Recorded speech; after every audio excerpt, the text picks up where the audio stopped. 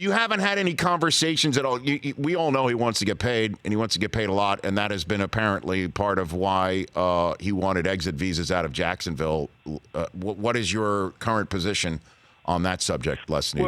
Well, one of the things we also did right before we completed the trade was get a chance to chat with his representatives, and we basically presented our paradigm, and he presented theirs, and we definitely agreed to continue moving forward with the trade. So Jalen was jacked, and we're jacked, and we're looking forward to building a relationship with him. And anytime you do a situation like this, you're definitely not doing it for the short term. You bring Jalen in with long-term expectations. Well, but you obviously know the way the leverage game works. I mean, you just coughed up all this draft capital for him. You can't afford to let him walk. So do you have essentially maybe a parameter of what? I'll leave the details in, but we definitely didn't talk numbers on that. And we basically just, hey, this is kind of a timeline, our paradigm, and I think what we always do as an organization from a telescopic view, right? There's probably certain positions that you probably plan on, taking up let's call it a significant amount of cap space. One of those positions is corner, if you have the right corner. So as we look into the future, we're always thinking, right, whether it's players who can score touchdowns, players who can pass the football, players who can block the blind side, rush the passer, cover players who can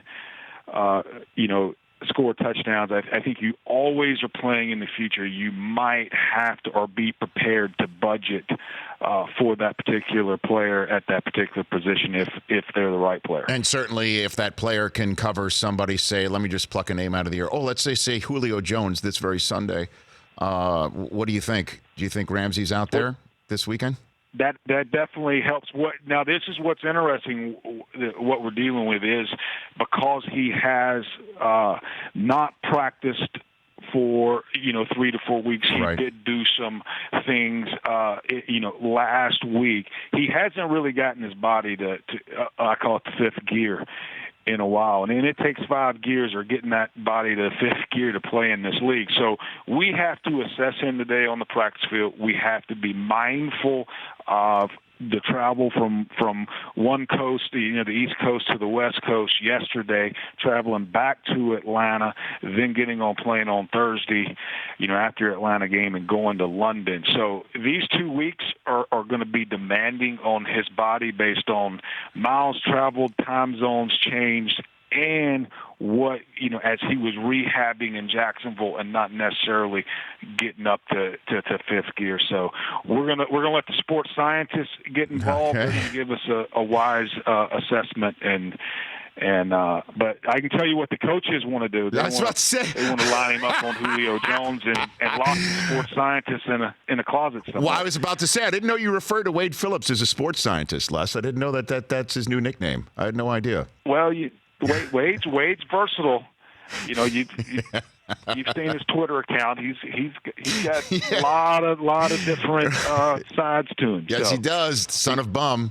He certainly does. We would have never thought that Popovich was a sports scientist either. So I bet. I think Coach Popovich has proven that,